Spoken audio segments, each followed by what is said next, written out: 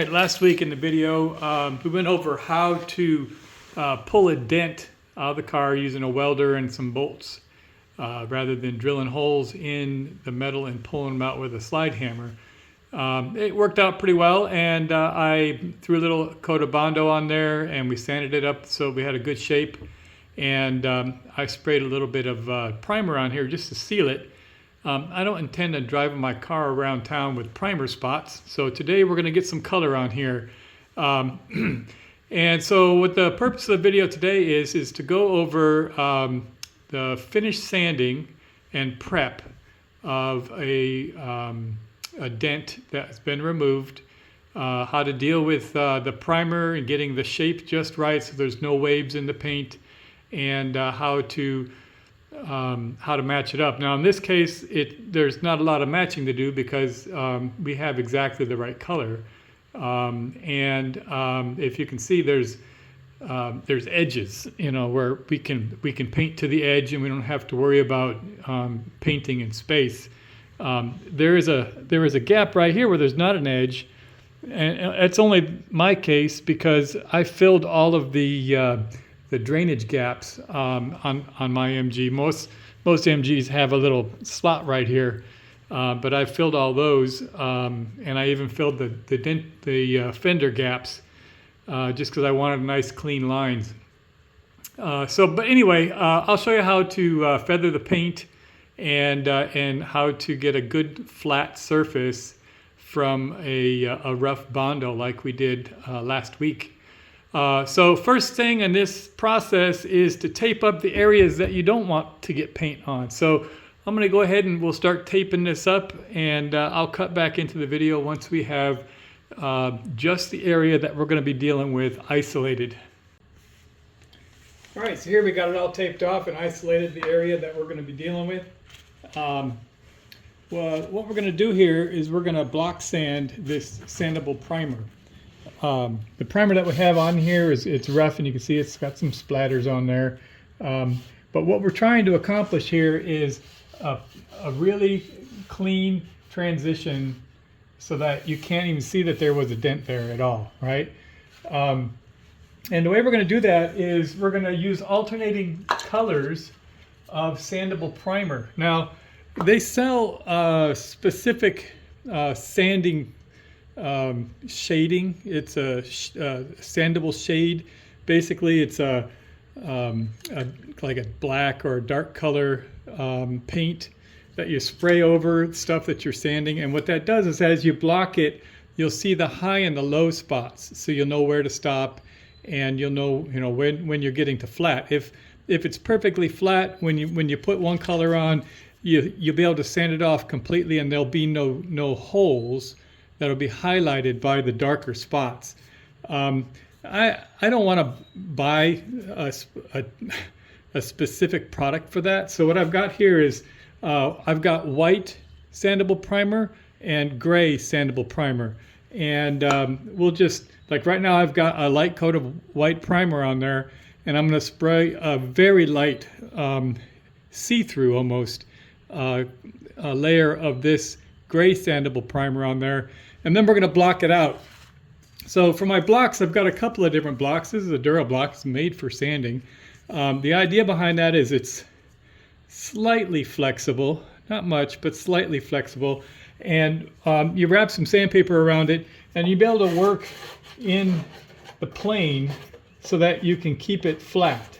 You don't want to use just your hands, because then you'll be basically taking gouges out, and you'll see waves in the ripples. Once you when you get a nice shiny polish on there, you'll see waves in there, and you won't see it when you're sanding it, but once you get the paint on there, you'll see it really easy. So we're going to use a block, and we're going to block it out, and that's what this block here is for. I also have another block that's a bit wider. It's not near as long, but again, the idea is to work within the same plane, right? And we're gonna try to avoid getting any kind of waves. This block is wider, and it shows you that you have to kind of be careful when you're sanding not to make ribs you can still work in the plane, but if I just work back and forth and not up and down, then you'll create ribs. It'll be just like a, instead of being round, it'll be like a hexagonal, or it'll have ribs. You'll see what I'm talking about. And so this being as wide as it is, you're really only sanding a small portion of this right here, right? So that's what this block is really for, is it just focuses on the actual area that you're going to be sanding. It still gives you a nice long surface so you can get a really good even transition, and yet you won't get those ribs. So that's what we're aiming for here. Now the sanding I'm going to do for the shaping, I'm going to be using some 320 sandpaper. It's a little more coarse, but it's not the 80 grit that we were doing when we were shaping the Bondo. It is a bit finer than that, and so this 320 will shed a lot of dust, and we'll get down to the nice clean surface, and it won't have any grooves, and it'll be kind of smooth. Once we get to the point where we got the shape that we want, and we know that it's in the right direction, then we need to start sanding it for smooth, and we're going to take that to 1,000. When we get to the 1,000 grit, what we're trying to do there is prep the surface for paint. Once you get the paint on there, you're not going to be able to do much sanding without doing, well, we're going to do some wet sanding later, but we'll go into that as we get there. But you need to make sure that the surface has no blemishes or divots or bumps or anything, and that's what the 1,000 will do for you. Actually, when you go to paint, you really don't need anything better than 800, because the paint kind of fills in some of the spots, but this is the only piece of 800 I have. I'm not going to the store for such a small little project, but 1,000 will do just fine for that, for that finished sanding. So let's go ahead and get started. I'm going to get some of this. This is the white. I'm going to get just a light coat of this gray on here, so that when we sand it off, you'll see the gray go away, and we'll see the high spots will show up in white.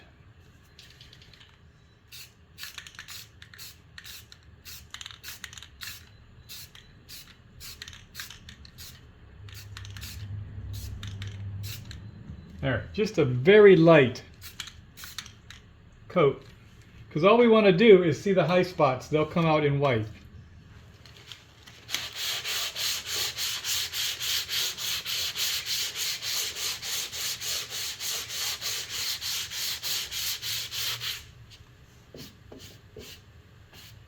All right, so before I get too far here, I'm gonna showcase right here where you can see how when I sanded off the top of the gray, you can see the high spots in the white. And the idea here is we want them all to be the same, right? So as we take this down, the gray will go away. But once the gray goes away, we want to stop sanding, because then we lose track. We don't know what's going to go on. So we'll have to put another coat of gray back on. But you can see really easy. There's a little bit of a bow right here. There's some little ribs right here, some little dimples.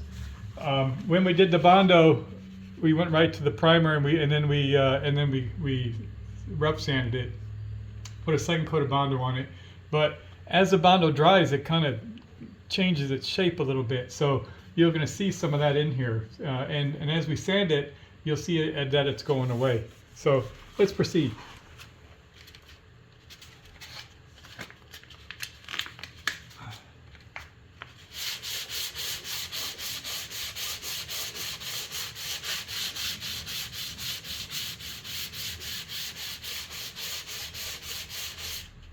All right, so here's worst case scenario. We have exposed metal. Now, as we continue to sand, that exposed metal is not going to sand, and it's not going to remove anymore. So only thing that's going to happen is that the area around that is going to reduce, and then we'll have a dimple. So this is worst case scenario. What we need to do is we need to get the hammer out, and I need to lightly convince this metal to be a little flatter. So this is an adjustment that we're going to have to make. But I'm going to go ahead and sand some of this down and work this area, but we'll come back to this.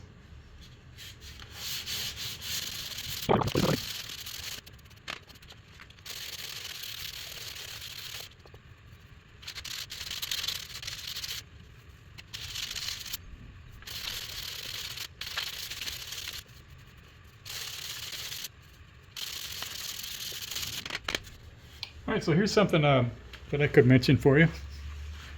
So as you start to sand,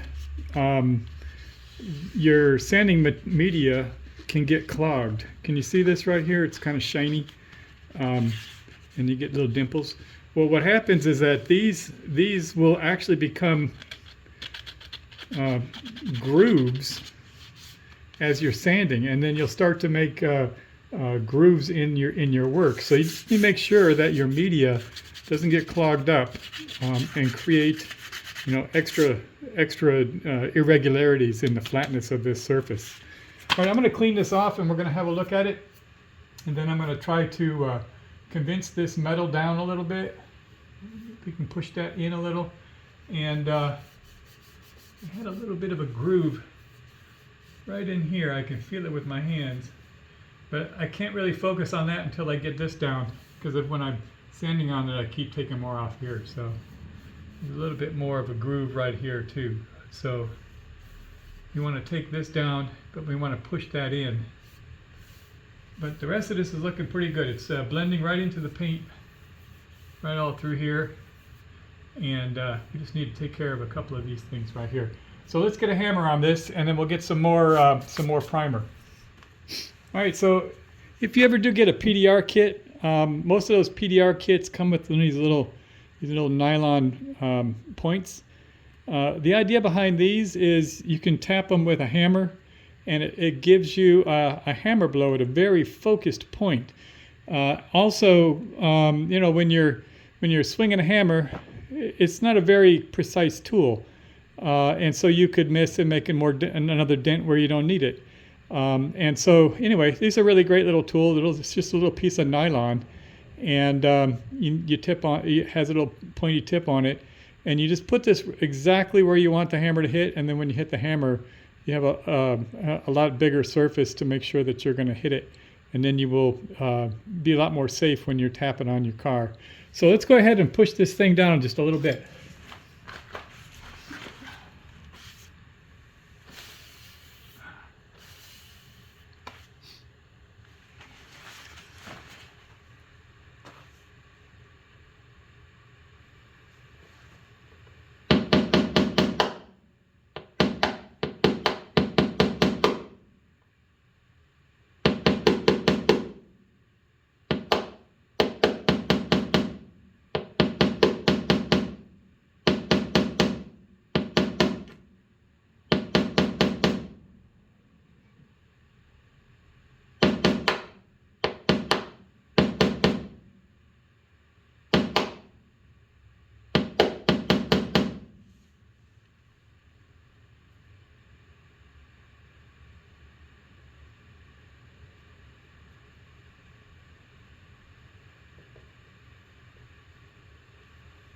All right,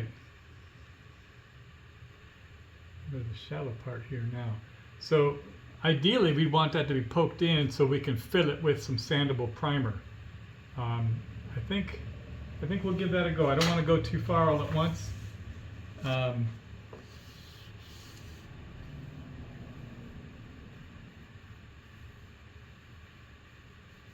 Yeah, so I'm gonna sand this down so we can get the gray off, and we're back down to the white, and then we'll put another little coat of gray on here, and we'll see if we can test it for flatness again.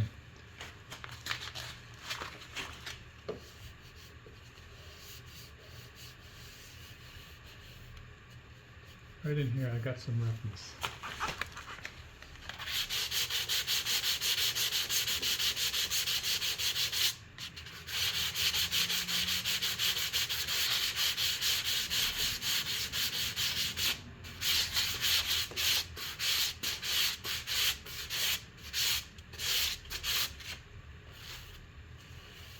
There we go.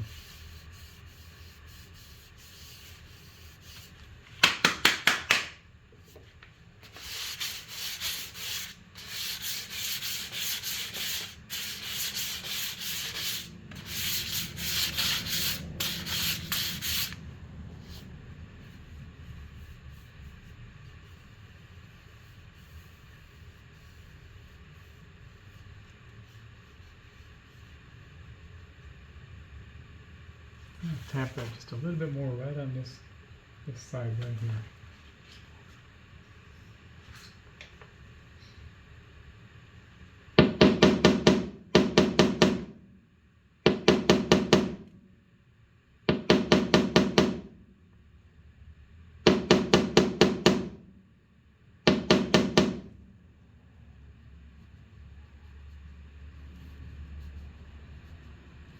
No, that feels a whole lot better. All right. You see how we're getting a good blend here? Everything over here looks good. Maybe just a little bit of shaping right here.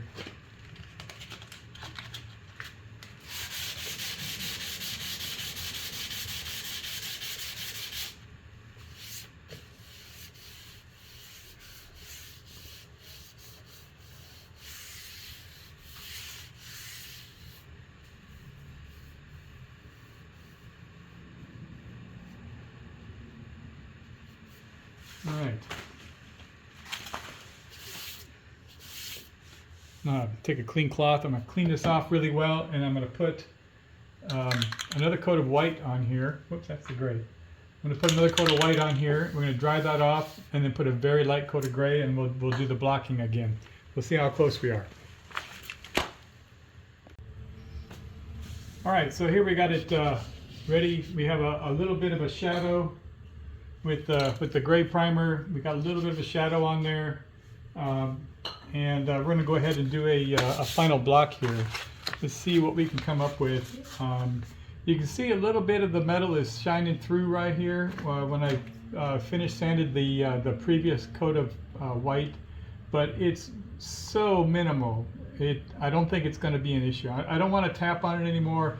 We'll just make an indentation. We'll have to fill it and sand it. Just get into a never-ending circle. But I think that is that's going to be good. And so we'll move forward right there. I'm going to go ahead and block this again, and we're going to see with this light shadow of gray primer what we got going on. I'm not using a lot of pressure. I'm just lightly sanding. All we want to do is get a visual of where the high spots are.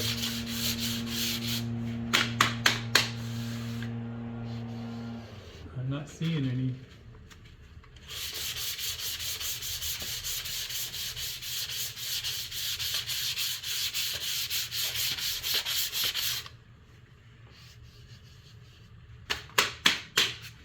These lines are from the actual sanding. It's a groove I just made. So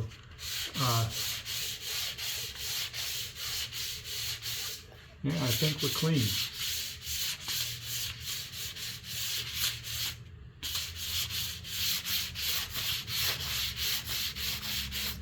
Now, one thing I want to point out is you'll notice that I encroached from where the blemish was out onto the existing paint, and you can see where the primer has filled.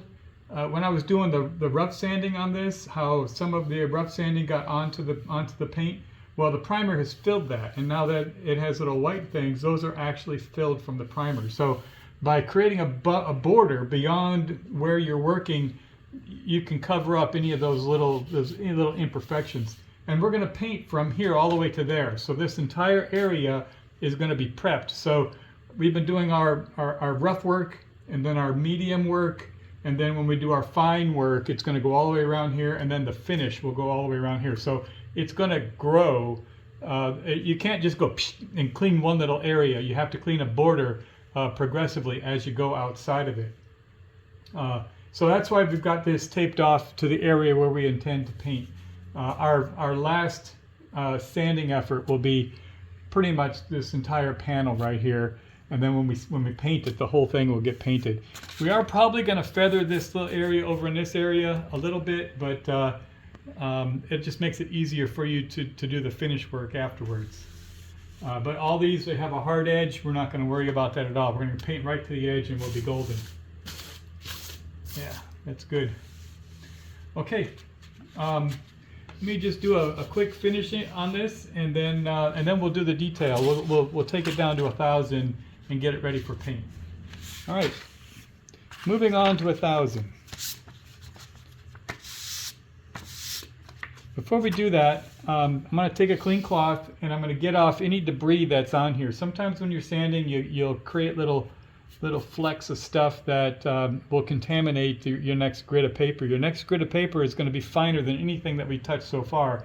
So if there is residue or any of the garnet that came off of this paint that's sitting on there, you want to make sure that that's removed. So let's go ahead and do that.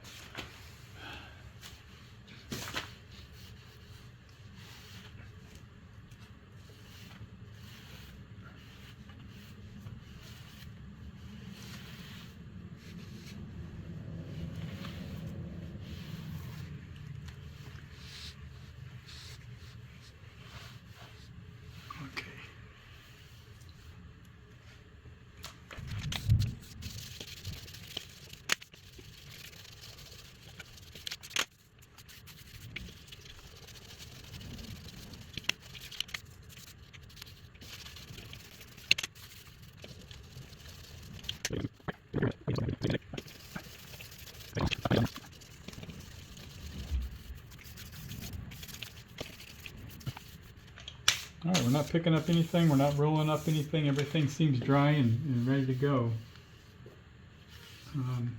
This bottom part down here, I'm going to take and fold up and just kind of clean up on my own.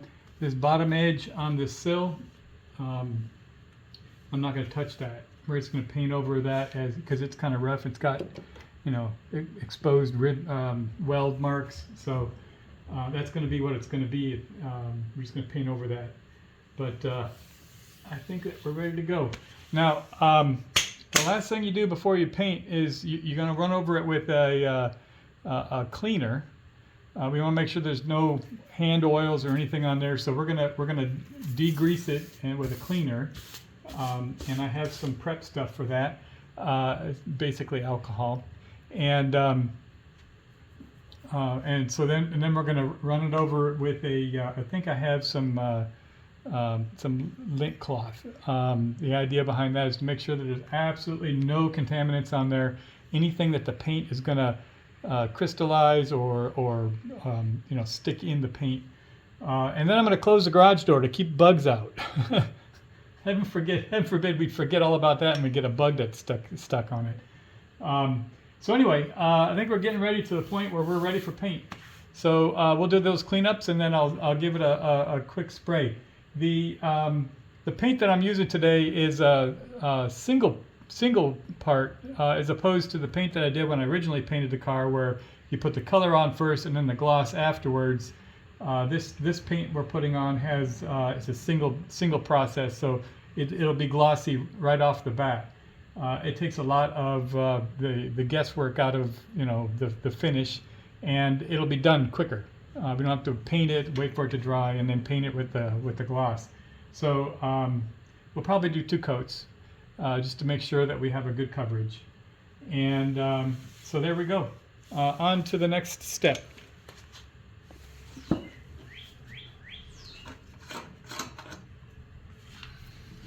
Alright, so this is the wax and grease remover.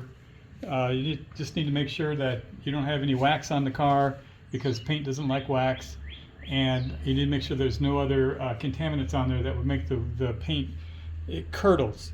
Or it'll dimple. It'll make little reactions, kind of like when you have pepper and soap and you mix them together. They kind of they freak out on each other. So we're gonna use this and wipe it all nice and clean, get it nice and dry. And the idea there is to make sure there's nothing on here that's going to make the paint react.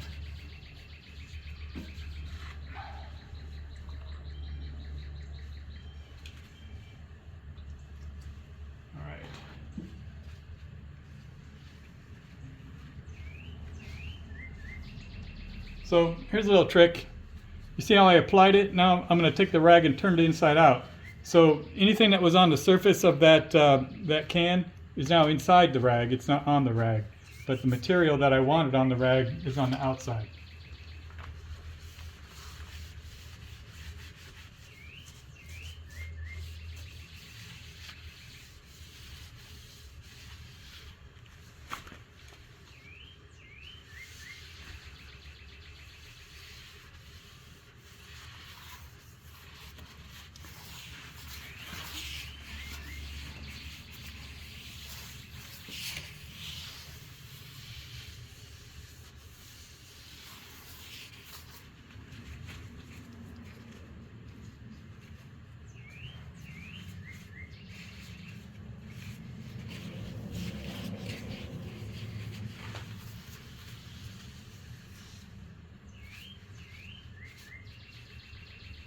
It also gets all the dust off. We've been creating a lot of dust. We don't want any dust on there.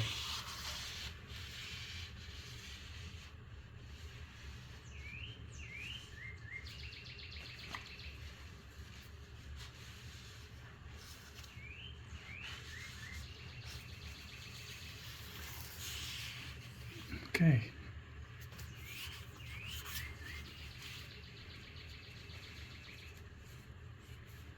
All right. There's that stuff done. All right, so when we repainted this MG, we selected a color that was not on the MG color palette. Actually, this is Ford Vermilion Red, which is the same as the Duplicolor called Cardinal Red. It's on the Ford color palette. The older versions of Ford color was called Vermilion. The newer ones are Cardinal, but it's exactly the same color. Anyway, that was forethought. We planned it that way. We wanted to make sure that should we ever need to do any touch-up, it would be really easy to find a commercial color that we could easily respray, because shit happens. And this is a good example. So anyway, I'm going to go ahead and shake this up, and we'll get some color on this primered area. And the second coat will be a clear coat over the areas that we didn't mess with the color. So that way we won't have mixed colors back and forth, and the difference between clear coat and non-clear coat paint. Clear coat gives your paint a little deeper, richer color from a distance. So even with these where it's a single, it's not the two-step. I like to put clear coat on top of that anyway. So there we go. So anytime you're dealing with these rattle cans, it's always good to get us to do a test spray just to see what the spray pattern looks like, and to make sure that it's not going to start spitting out on you. Rattle can spraying is it's a hit or miss kind of thing, and anytime you have a can that's brand new, you're better off than starting off with a half-empty can, because they get clogged and they splatter all over the place. So let's have a look and see what the spray pattern looks like on this. Nice and clean. It gives you about a 3-inch swath, so I think that'll look really good. Let's get busy.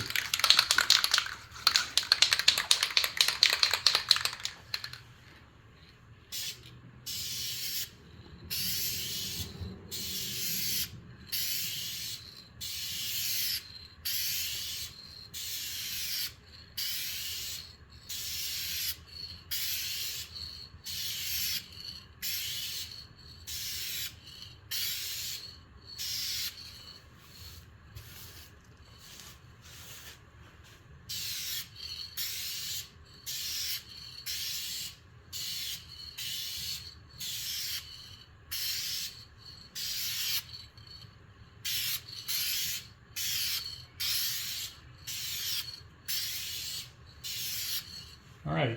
So I want to resist the temptation to just spray, because you can tell that there's a ghost in there where the white primer is. But we're going to put another coat on it, and all that will go away. There's the little area where you could see the bare metal. Probably would have been a better idea to spray a little bit of primer on there.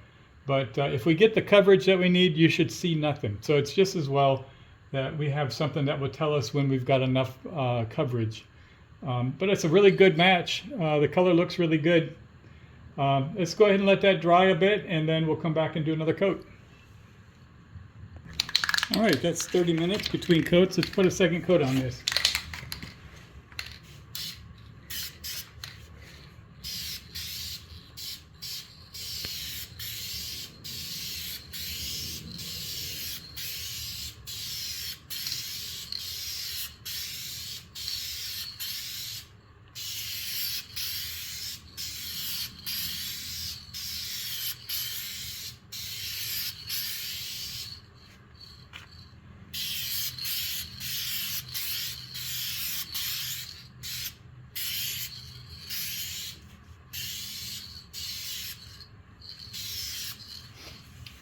Looks like it's going to take at least another third coat. Give it another 30 minutes and we'll be right back.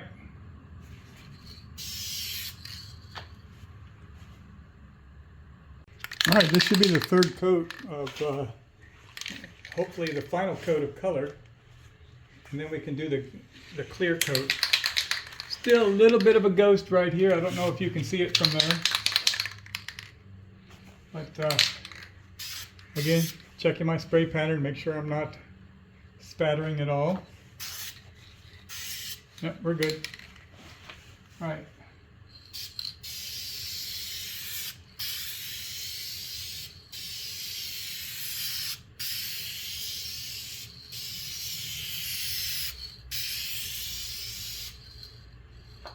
Nice even coat.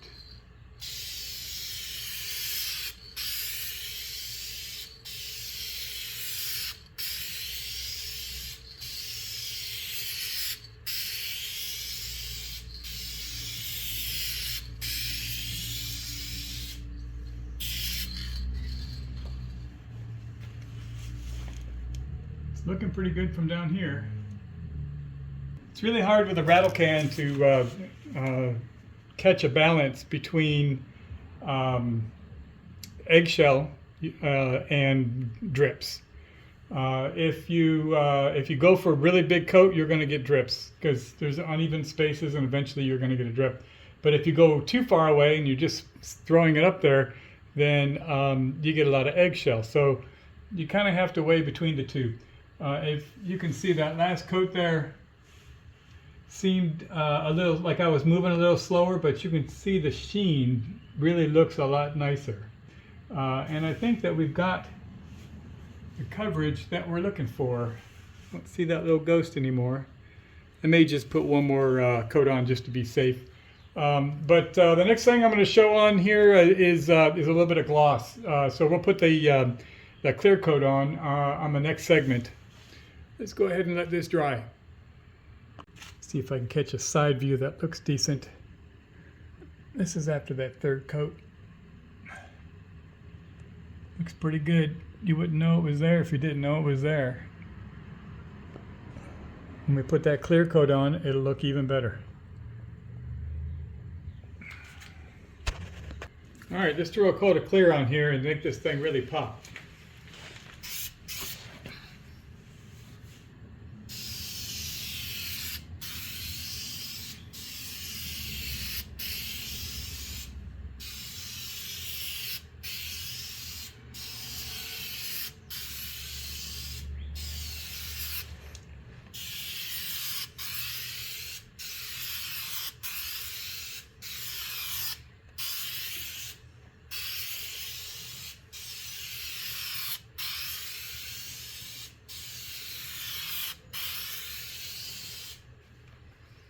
All right.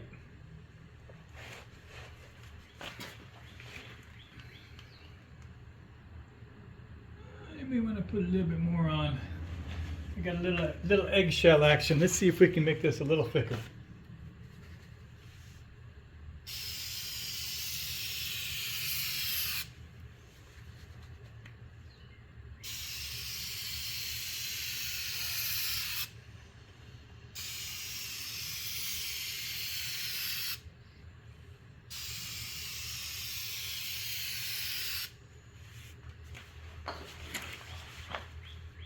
There we go. That looks a whole lot better. I may put one more coat of clear on it, but that is pretty much what we're looking at. Let me go ahead and give you a side view so you can have a look at what the gloss looks like.